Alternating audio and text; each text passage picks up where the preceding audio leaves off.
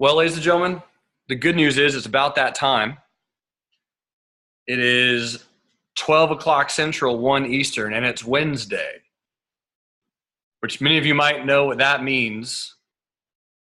It's time for our interview. We have with us today a very special guest, to say the least.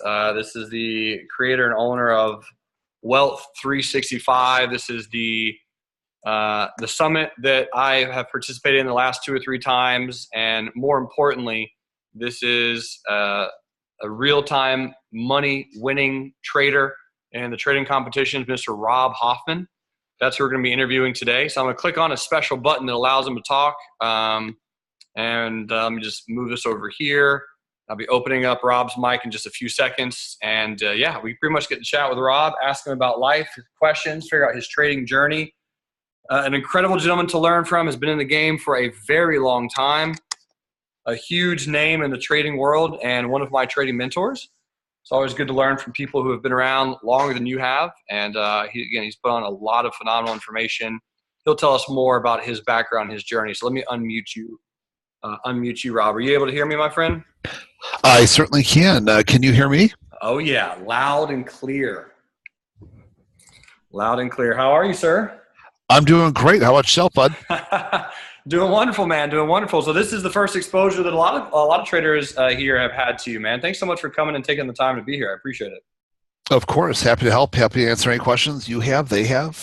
You bet. Yeah. Oh, we got a lot of questions. And again, for those who are here, if you guys do have any questions, just let us know. Throw them in the chat pane. I'll do my best to present them. But Rob, just if you don't mind, tell us a little bit about yourself, your trading career, what it looks like. Take as long or short as you want to answer that. We're just interested to hear your story, man. Sure. So I've basically been focusing on the markets about 2/3 of my life now. I actually went ahead and started learning the markets when I was 15 years old. So 15, 16 was really kind of a key time for me. I'd always had an interest in charts and chess. And so I felt like the markets were kind of a combination of the two of those things because there's strategy involved and there's forward thinking. And I often find that good chess players, can make good traders because they think a couple steps ahead. And it's like, if this happens, then we're looking for this to happen. If that happens, then this is likely to happen from there. And so building strategies. And so from my perspective, what I found is I started out as a teenager and started reading books, and pretty funny books. I still have them as part of my library. I went back and got them from the original library that I checked them out as. How to Read the Wall Street Journal, for instance. I often show those even to this day. I sometimes, when I have time, during an event, I'll sit there and I'll show pictures of the books that are actually in my collection right back behind me because it's kind of funny. It's like, well, that's where I was, and boy, had I known then what I know now, my life would have been infinitely different, faster, and with way less pain and heartache. So I have those books there to kind of remind me of, well, what we're taught in books and kind of the real world of trading and investing, and because there's a huge difference between most of the books, academic, and the real business of what we do here, as you know. So basically, what happened was I started watching the markets. I had no money at that time. I was just strictly looking at charts. I went ahead and was looking at Wall Street Journal and Investor Business Daily charts. And then what I would do is take a look at where I thought the market was going to go. I guess where it's going to go, tomorrow. I guess where it's going to go a handful of days. And so it was a daily game with me early on. So, but then I tried to follow my father's footsteps and get into the military. And I was born, on a military base. I was raised in that kind of environment, and I was born over in Germany while my dad was serving there. And tried to follow his footsteps, but unfortunately, my eyesight was so bad that they wouldn't allow me in the military. There's this thing called a diopter rating, which I'm not an optometrist, but it's basically the curvature of the eye, is my understanding.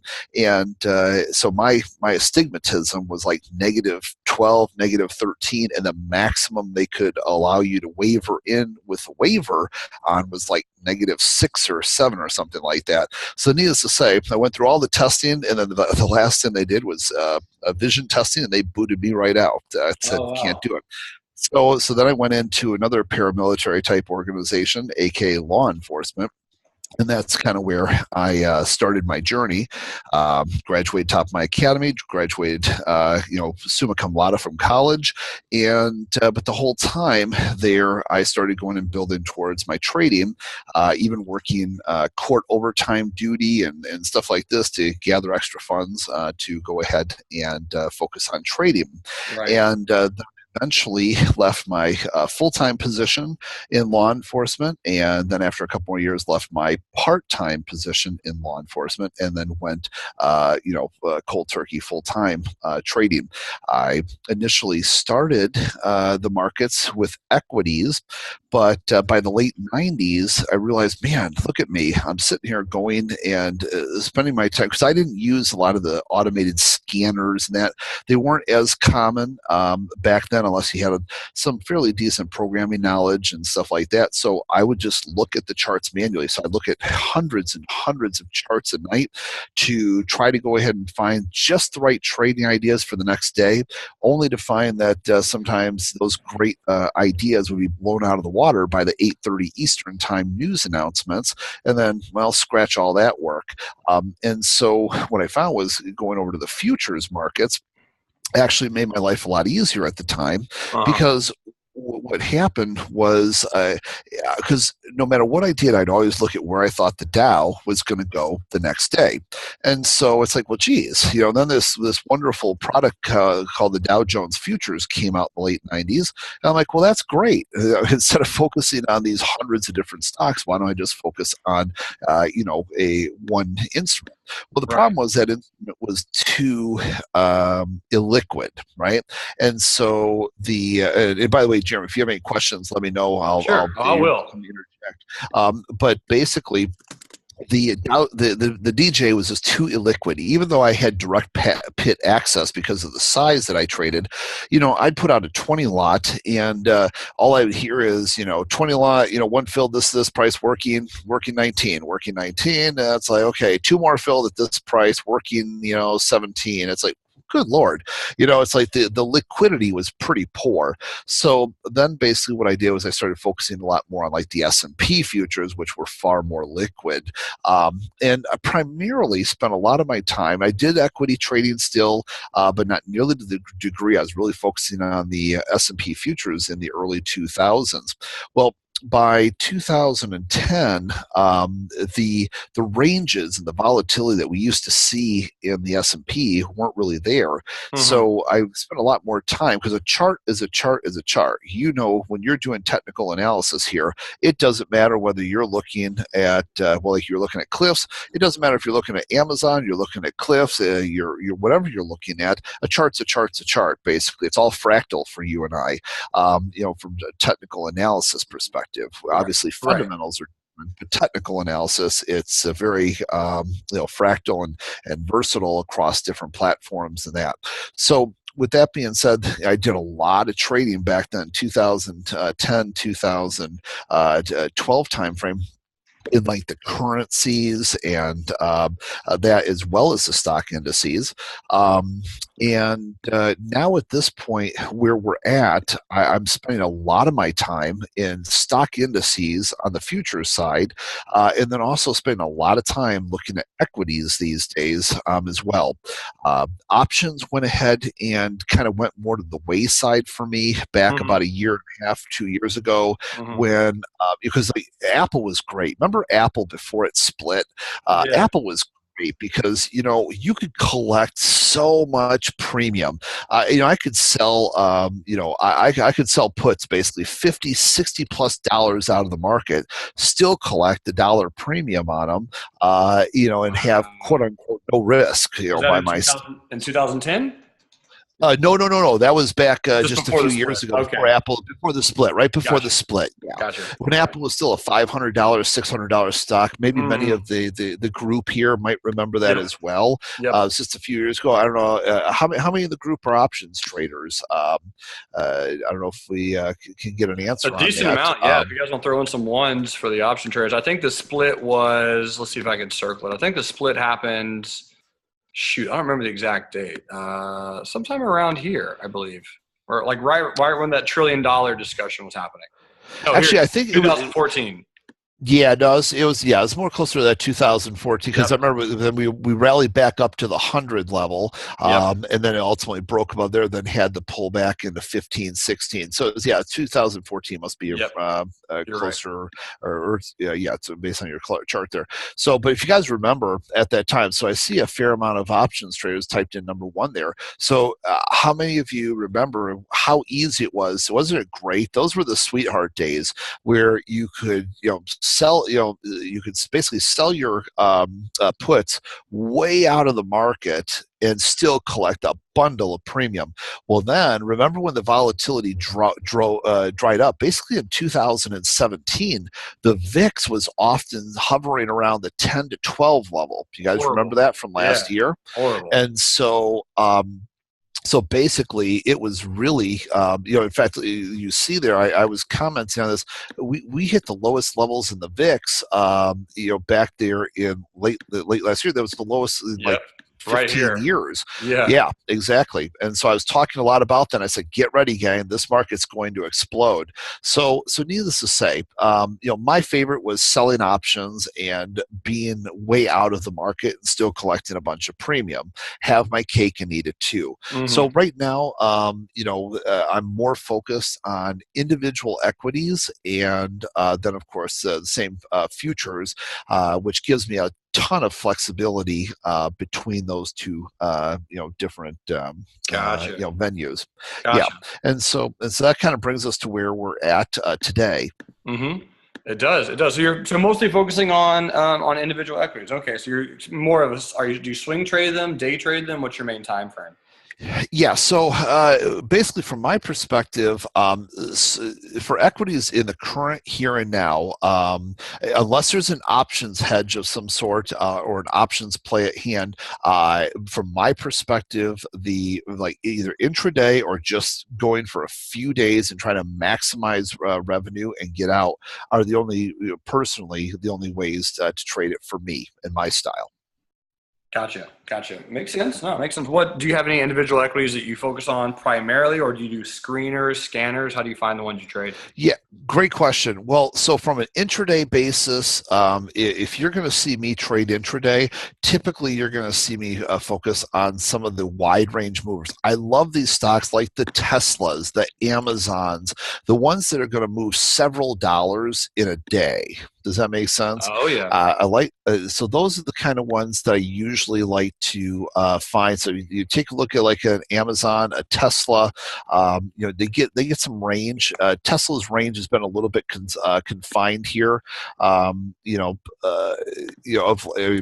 it's pretty good.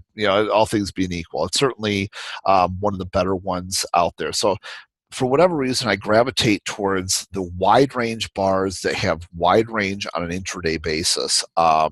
Those are the ones I have since I was even back in the 90s. I don't like taking trades in investment or short-term swing trades in a stock that moves 25 cents 50 cents a day, and I got to sit there because the amount of risk that we're putting out there in the market compared to those short-term gains, it just doesn't work out for me personally on a risk-reward ratio. Does that make sense? I Mm-hmm. see Michael W says we all love those, so here Michael. Oh, Very yeah. good. That's great. It's amazing though, Michael. It's funny you mentioned that because, obviously in my regular service, I have my swing trading videos. It's amazing how many people will ask me about, well, hey Rob, what do you think of this stock? And it's a stock that moves like 10, 20, 30, maybe 50 cents a day if you're really Yeah. lucky. Yeah. And I'm like, so you got to what basically you see, here you have a market that's super volatile right now, and if they're really lucky and they hold it for a week, they might make a buck, and I'm like, wow, versus a stock that's 200, or 50, 60, $200, $200, and it only moves a buck. But then if the market starts to give out on it, they could lose, 5, 10, 15, 20, $50. It's like the risk reward just isn't there. So that's why, Agreed. if I want to be flat at the end of the day, those high flying intraday movers where literally you can put a trade on and you're out of that trade within anywhere from minutes to maybe half an hour to an hour, and the thing's moved one or more dollars. Totally, totally. And so, how do you? I mean, as far as getting into a trade like Amazon, is it the 5 minute, the 1 minute, 3 minute? Do you have a specific time frame that you look at for those? Yeah, so basically, on an intraday basis, typically speaking, well, let me be clear. I focus on multi-time frame analysis. So there's Mm, entries and then there's analysis. So I have to separate the two of sure, those sure. because, for instance, I look at the hourly and the daily charts quite intensively, looking for the trends. There's a couple things that I'm looking for instance, like the daily chart. I'm looking, is the daily chart and the hourly chart in sync, or worse, or the worst case scenario is they're against each other. I tend to call that mom and dad fighting. Now I'll let you guys decide who's mom and who's dad, but the reality is that if those are two key institutional levels for me, time frames, and if I see those in agreement with each other, then I have a much better chance of continuation. If I see those two opposite of each other, I have a very high chance of whipsaws. So no sooner do I think the market's going to go down, it's going to turn around and go back up, and vice versa. So I don't like to go ahead and see the daily and the hourly trading against each other. So the other thing I look at on those two sets of time frames is for key support and resistance levels, and that's going to be anything like key moving averages, like 20 period, 50 period, 200 period moving average. That's also going to be previous highs and lows set for the day and for the week.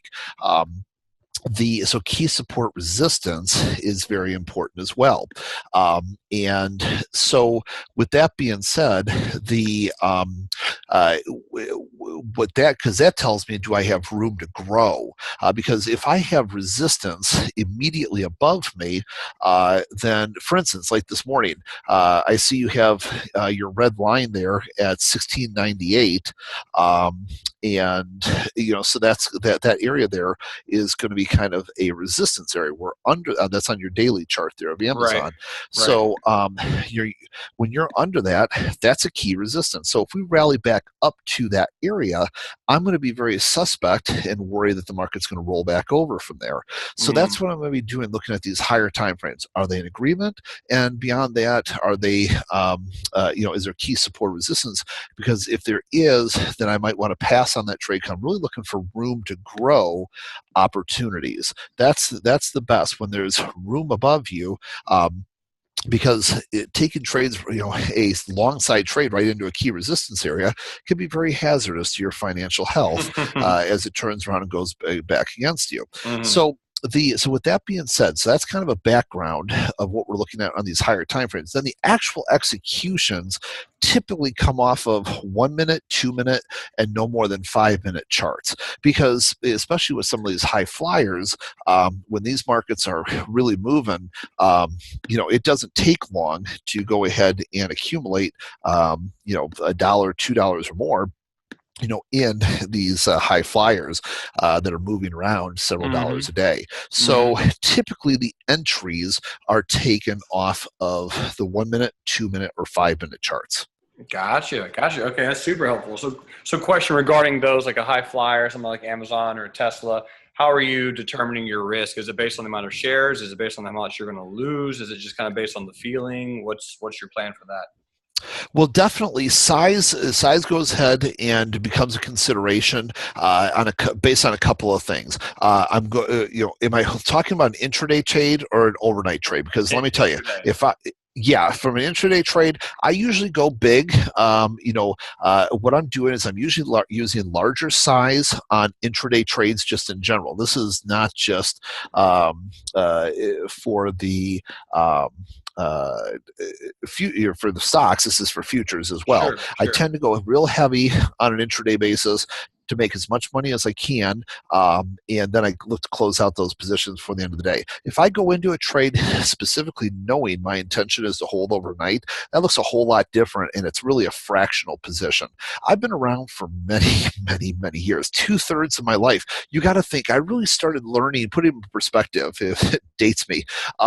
I went ahead and started really learning the stock market in January of 1987. Hmm. Okay, that's Wow. when I was a teenager. All right, Wow. so yeah, so put that in perspective there. I was, basically a 16-year-old, kid. And so January 1987, if that puts it in perspective. So I know I grew up right from the get-go. Now, here's the exciting part about that. The exciting part about that was it actually taught me right from the get-go in my career to focus on uh, shorting versus just long side trading. So my entire life, I've spent learning how to focus on, short side trades, not just long side. Whereas a lot of people kind of come into it and it's all about how do we go up? How do we go up? And yes, there are reverse ETFs these days that can help them stay with that mindset.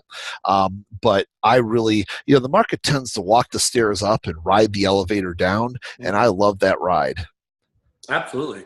Totally. Okay. Well, what would you say to traders? I mean, because you're mentioning futures and intraday stocks with size. What's your advice if someone's like, yeah, man, but you need a lot of money to day trade stocks? What would you say to that?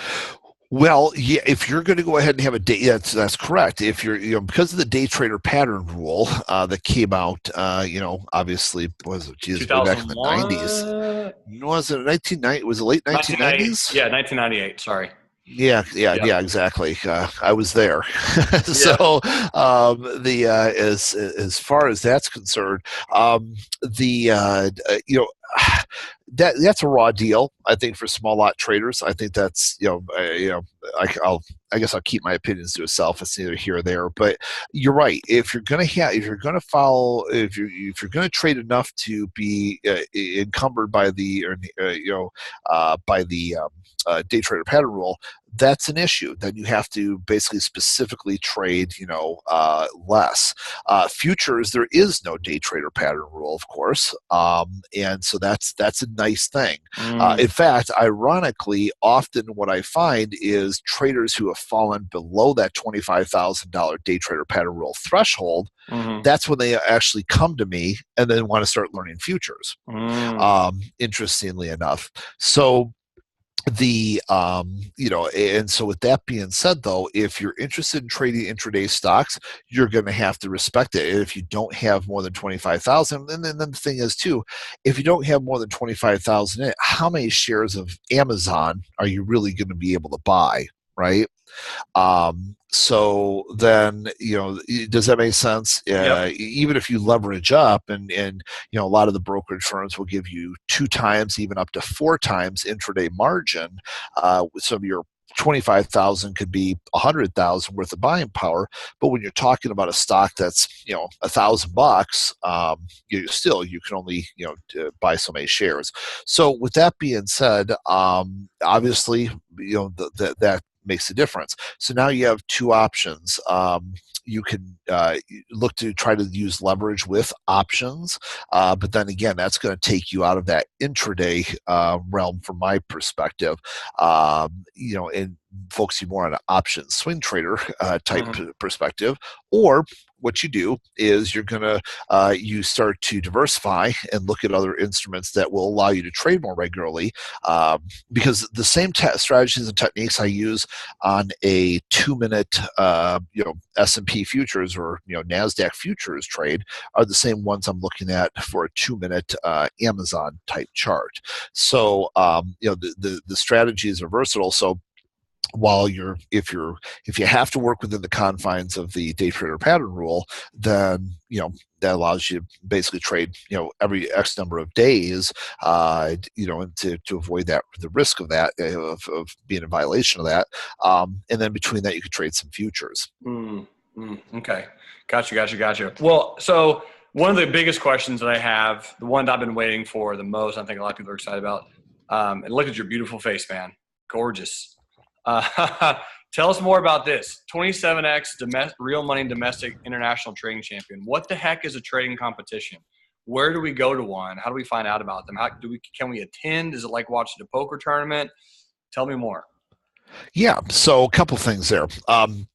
So first of all, the domestic ones that I've done historically were previously at trader expos, money shows, those kind of things when I was doing those years ago. Obviously, from my perspective, having Wealth 365, and having people like yourself, a lot more people can get exposure to you all over the world through those types of summits rather than these physical shows, which dramatically limit the number of people that can really get that exposure. And so I've stopped going. I don't speak at those physical shows. I was one of the big draws for those for many years, and but it's like, look, there's a better way. I have two young kids at home. I have just under a 2-year-old and just under a 4-year-old, and driving myself bonkers being away from them. It just doesn't make sense. Plus, you're a busy guy. You got a lot going on here too. If you want to present, you can then get the world that wealth of knowledge and give it to a lot more people. So, with that being said, the Wealth 365 summits are the way. So, with that being said, I don't do those physical shows. That's why I've been capped on the domestic side for a while. I have 16 domestic wins, and what that would entail for those domestic ones would basically be the show would have a speaker, another well-known name, and they're like, hey, we want you to do a trading competition against this person, and the event's going to be anywhere from an hour to 2 hours long, and basically whoever makes the most money during that time wins. It's a live real money competition. I did have a time where one guy from a very well-known trading school, interestingly enough, here everybody in this room would recognize the name, went ahead, we sat down to go do a trading duel, and then we were asked to certify one more time that we were trading with our live accounts, and he's like, oh, no, I'm not trading with a live account. I can't do that. It's against regulations. It's like it was like, what? So then basically so we had to cancel the duel, and then it ended up being basically just an educational session because obviously we couldn't call it a live trading competition. Then I did have another guy who didn't show up for a trading competition, so I didn't get to count that one either. But basically, yeah. So the domestic ones were usually these hour, 2 hour type events where you're basically just trading your instruments to try to make as much money as you possibly can, during that event, and then you're teaching people. So, so I'm not doing those anymore here domestically because I'm not doing those physical shows. Internationally, though, I still do some international ones. In fact, I was just in Europe. You may recall for 10 days. Part of that, I had two different two different trading competitions and multiple speaking events over in Italy. So I was in Turin, Italy first, where I did a trading competition and speaking engagements there, and then I went to Rimini, Italy, at the ET Forum. It's a big event every year in Rimini. Usually they were held in May. This year they was bought out by a company that owns Forbes Italy as well, and so they moved to June this year. So I then did a competition there, and those competitions, the these international ones can be anywhere from just a handful of traders to up to 16 traders representing their countries from around the world. Mm-hmm. And like those bigger ones, they're like 16 traders. What happens is historically it was an elimination process. It would go from 16 traders down to 8 traders, down to 4 traders, down to 2 traders over a 12-hour period. So I'd Mm. start in the European session, trading the European Open, and then move over to the gradually the finale of the events was happening during the U.S. markets, and actually around the lunch hour of the U.S. markets. So kind of a rough time. But then technically, the European time was a tough time for me officially because it's obviously not my sleep schedule, and I'm trading more like the DAX and so on and so forth. So very interesting. The way every one of these competitions is a little bit different, but Wow. every one Yeah. of them that I Yeah. do, I only do the ones with real money.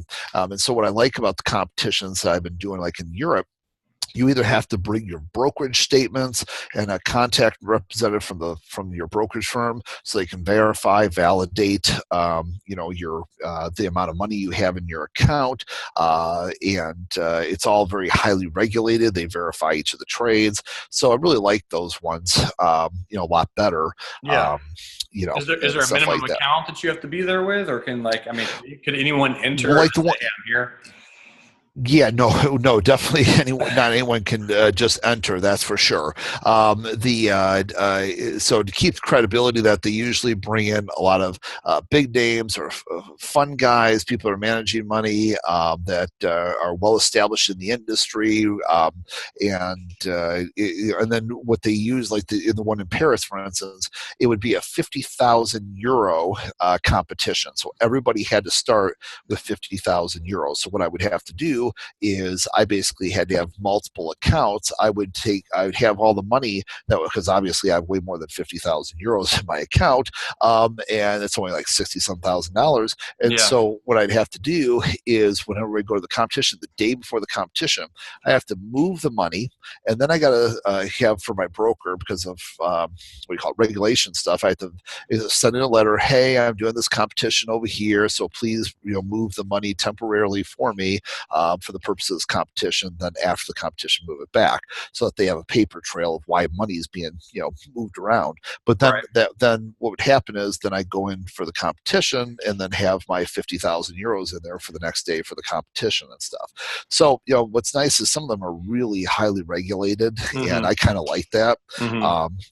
Versus the little bit more of the wild west of the domestic shows, where I got to worry in the one case where somebody shows up and can't even validate he has a real account. You know Yeah. what I'm Yeah. saying? Yeah. Yeah. Yeah. So I like that real, real stuff, because all my competitions are all real money trading competitions, not that phony baloney theoretical, stuff. Phony baloney. So is it, you're mentioning it's mostly on the DAX, so are we trading futures when you're doing this, like primarily? Oh, yes. Yeah, exactly. That's exactly right. So you got to think during the European session there, when I'm trading, the U.S. market's not even open. Exactly. Um, and so so that's right. So typically I'm trading DAX, gold, crude oil, here. Those are some of the normal ones that I'm looking at, in those early morning hours. Mm, gotcha. Okay, very interesting, man. Has there ever been like a time where someone was in one of these competitions and just broke down, lost tons of money trying to make it back? Oh yes. So what you see is, so what's really interesting about some of the traders is, while they may be some of the biggest names, and people know who they are, and everything else.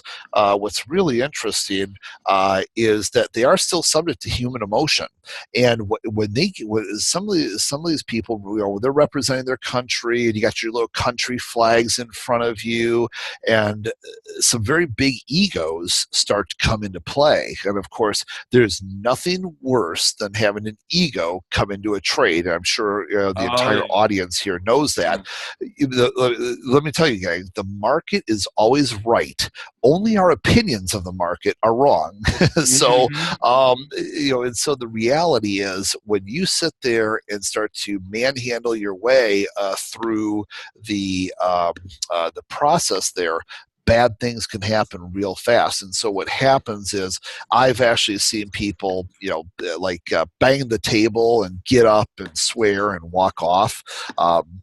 It gets to be very intense. In fact, I've got some great photographs it was showing like all, like 16 traders lined up, and almost every one of the traders had like their hand on their mouth, on their up by their head, where it's just like you could just tell everybody was just like in deep, deep, deep thought and deep concentration and deep, Yeah.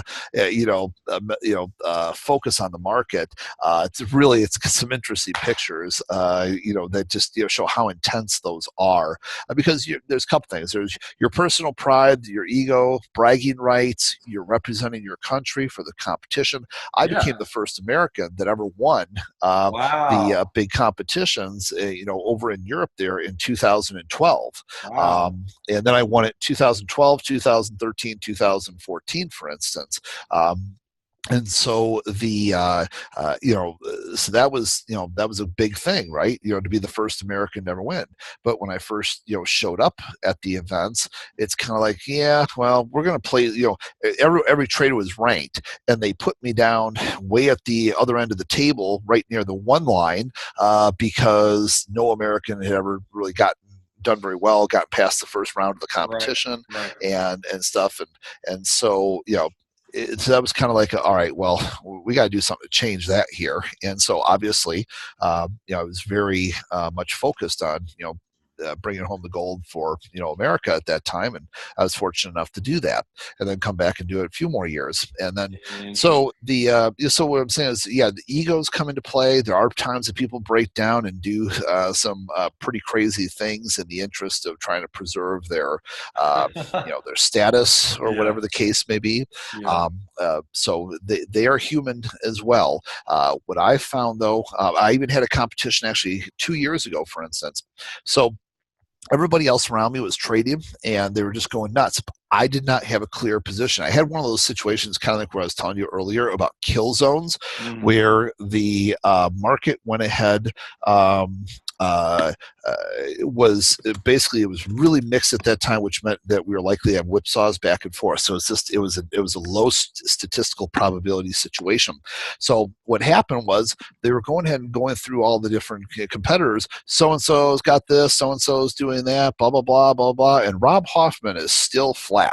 And so it was just kind of like this. It got to be this thing where after about 45 minutes of the competition, whenever they would say that, people were laughing.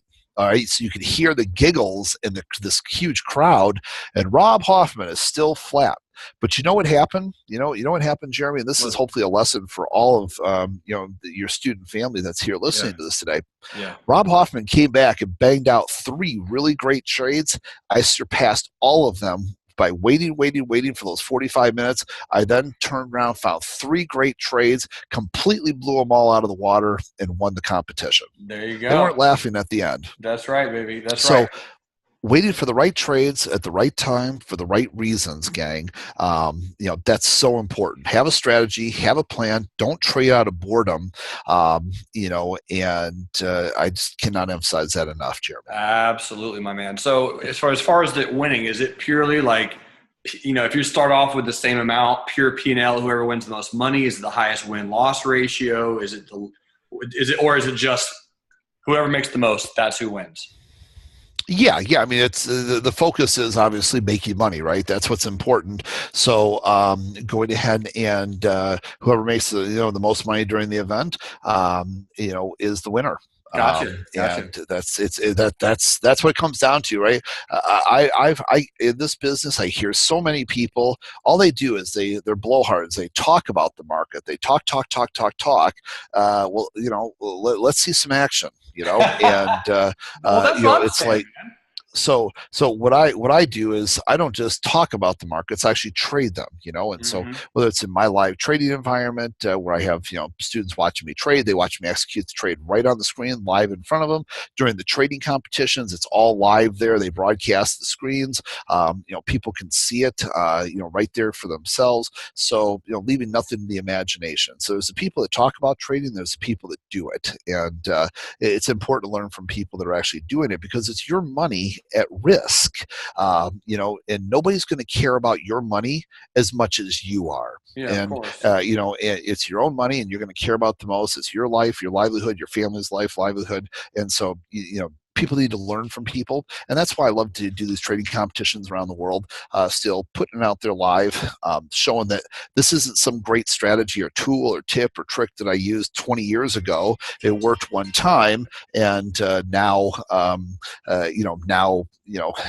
just selling some system or some crap. Yeah. But that I'm still using this in the here and now. After all these years, and that I'm still on top for doing so. So that's what's important to me. I love it. I love it, man. That's beautiful. So what's your goals from here? I mean, what's next in your trading? Yeah, I guess goals, trading progress, the future of Rob Hoffman 3 or 4 years from now. What do we got to look forward to? Well, 365 is really kind of the next evolution of that. So what I want to do is I still want to be there for the traders, and I want to be there for the trading community, but at the same time, with a 2-year-old and 4-year-old, at home, I don't want to watch them grow up in another room. So the reality is that for well over a decade, it's been longer than that, really. Even I've been doing this daily live trading room environment, teaching people, showing people live on the screen in front of them, what it's like to be, a real trader.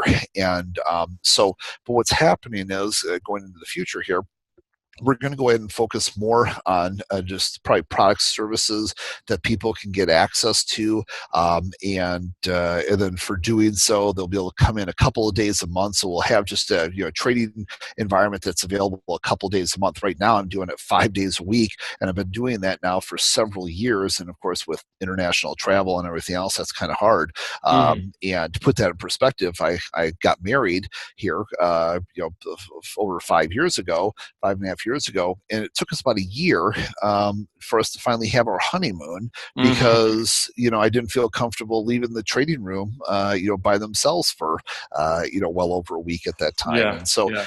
kind of putting that in perspective. And so now it's time to focus on the family. And so what we've got, Wealth 365, which is designed to bring talent like yourself to the table, and basically use my years of experience of who's good, who's not, what it's who people should listen to, who they shouldn't, in my opinion, and bring top talent to the Wealth 365 Summit, and help people with products and services that they can get access to, and then by doing so, get a few days a month in a trading room with me, so I can still be there and still work with the retail clients, but also focus on my institutional clientele, and then with Wealth 365, and still be there for my family. So that's kind Mm.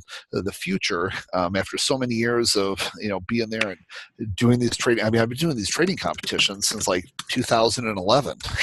So Yeah. I've been doing those winning those trading competitions, for the last 7 years, and so it's we paid our dues. We've put it out there live for people for many years, and so now time to pass the torch to the superstar young bucks like yourself, and go ahead and work with people like you through our professional mediums, because Yeah. wealth365.com is our daily news site, which actually it looks like you have up on the screen, and you contribute to that website, I do. wealth365.com. There's a lot Yeah. of great information on that.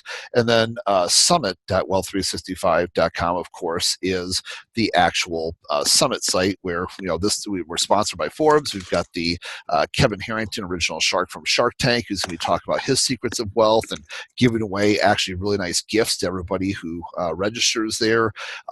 You'll be speaking there. Just a host of really great things. So the goal is to work with as you talk about that vision, is to work with people in an even bigger and better and different way as we go forward. One last question. Do you think that there's ever going to be like online live tournaments or something that people can log into and watch? Yeah, so we're actually building out something like that Nice. now. And I actually did do one of those years ago. In fact, that was one of the first ones I did back in 2011. Oh, wow. Was Okay. actually an online version of one. So the thing is that what you have to do then is the complexity of that is you have to have traders that can work with specific brokers that are willing to transmit that data into a system that can calculate all. And so there's some compliance things, and so only certain brokers are willing to do that. So then it limits the pool of traders that you can invite to that. So there's a couple brokerages out here right now that offer that. But the short answer is yes. There's kind of a future with that with specific brokers at a minimum. So yeah, so even our show is going to have some of that in the future. We're building that out as we talk. Gotcha. Cool, man. Very cool. Do you? What broker do you use? Well, I have several brokers. I have a lot of wealth spread around multiple brokerage firms, so I have different. So, like for futures, it's a different broker than for stock and options, for instance, because some of the best known options houses, they wanted to get into the futures business, but that's really not their niche, and so their futures platforms not so great. So for futures, I have different platforms than I do for stock and options, and really. So I'm hesitant to kind of give out those names now because that may change, in the future as the technologies change. I'll open up new accounts at different firms to work with different firms as the technologies improve. But it is important to understand that I definitely have multiple accounts at multiple firms, and there's two reasons for that. Number one, I've lived through the PFG debacle, and we've had a couple of big debacles in the last 5 years, as you guys are aware, and unfortunately, that hurt a lot of traders who had all their eggs in one basket. There were people that had their money locked up for well over a year and couldn't do anything about it, and so those were lessons learned from there. And then also just because peak performance, different platforms, like if I want to strictly trade options, there's a totally different platform for that than the futures trading. It's a completely different company, completely different accounts, and then if I want to do a little bit of stock and options, that's another account. Charting is important as well. What features am I looking for from the charting? Am I looking for charting on the go? Am I looking for basically HTML5 type charting? I saw you had some HTML5 charts up there a little bit earlier with the company you were showing earlier. Or do I want to have to download and install a software, but then I can't use it on my iPhone or my iPad? So, and these days more and more, things are moving that direction. So I'm staying with brokers that can keep up with the technology. Does that make sense? Yeah, makes total sense, man. Beautiful. Any last minute statements, phrases, or comments that you want to make? Well, you know what? No, it's just really great to be here. Jeremy, as you know, you're always one of our highest voted, speakers at our event. So you guys are all in great hands here with Jeremy. It's great to go ahead and be here with all of you. I hope I share a couple of pearls of wisdom. As I know several people made comments about the patience factor earlier that really kind of rang home with that whole situation where, people were almost mocking me during one of the trading competitions. Rob Hoffman still flat. Rob Hoffman's and then I turned around and made way more money than anybody else right. with 3 decisive, clear trades. So I wait love for it. the right trade at the right time for the right reasons. Have a plan. Don't fall, prey to boredom trades. Nothing can be more destructive. And I just really appreciate everybody, taking time to, hear what we had to say. And Yeah. looking forward to being with you in the future. And looking forward to you being on the show in just a couple weeks, Jeremy. Yeah, no, absolutely, man. I just want to say again, thank you so much for the opportunity to work with you and be on your team. And again, I know everyone who's watching this. If you're watching on YouTube or anywhere else, you can click on the link. You can join Rob, many other people at the upcoming Summit Wealth 365. It's going to be happening in just a few weeks. Otherwise, though, Mr. Hoffman, it's been an absolute pleasure. Thanks so much for sharing your time and your knowledge with us today. I really appreciate it. You bet, gang. Take care. We'll see you soon. All right, Bye-bye, buddy. everyone. See ya. All right, folks, we did it. 27X real money domestic and international trading champion, Mr. Rob Hoffman. Learning new things every day. Fitz says, Jeremy is the king of patient. I try, man. Is it fear or is it skill? You'll never know. Am I just terrified or am I just patient? James says, Rob was the first futures class I ever attended. Really? Oh, nice. Wow, that says a lot, James, because you've been trading like an absolute animal for a while. Maybe I should enter you into one of these futures trading competitions, man. Get you the real life trading logo. Fitz says he bought some puts listening to Ben. All right. Well, I'm looking at Apple. It does seem to be a little bit of weakness out there. So we'll see what we actually get, what actually ends up happening out there in the markets. But there is some weakness for sure. Here's the cues. And, I mean, again, folks, we were talking earlier today. I said, we take out that green box, we're done. And I hope a lot of you were able to take advantage of that little move. I know Ben did and a few others did, but look at that retest too. I mean, this is classic. Look at that. Look at that. 5 black candles in a row. Don't short there. There's the retest. Goodbye. Beautiful. Good job, Ben. Today's your day. Lock in those gains. Don't get too wild. One day, just another day. There'll be another day tomorrow. Someone told me that Thursday the market's open. So it seems like we'll have another opportunity to trade. But yeah, it looks like we're going to be heading down just a smidge lower on a few other positions out there. So it'll be interesting to see what happens. Otherwise, ladies and gentlemen, there's still a lot left. Tons and tons of opportunities out there today. I probably am going to close it down. I'll likely be looking for a bounce, actually, as of right now. Looking to go long. I'll be keeping an eye on that because the Qs is at the 50 EMA on the daily again. It's at some support. It's still very early. We could have a nice long lower shadow. But as far as going bearish, if you are going bearish, it depends. If you're going on a swing level, just make sure it's got room to go. Make sure it hasn't been just absolutely just rolling over. Plenty of time. Lock in the profits. Trade thin. Trade small for the rest of the afternoon and just seize up the opportunities that you have in front of you. Keep being amazing, ladies and gentlemen. If you have any questions, reach out to me. It does appear that Slack is back up and working. I'll be posting some RLT swag in just a moment for anybody who wants some. And I appreciate you all being here. But for those watching the recording, thanks so much for tuning in. Truly appreciate it. And you all are amazing individuals. Let me go see if I exited BZUN too early. I think I did. Actually, kind of, sort of, but not really. Got out a little early, but it didn't really do much. It came actually back to our entry and then rolled over. So I'm actually okay with that exit. We made money on the trade. Feel good about it. Not too stressed.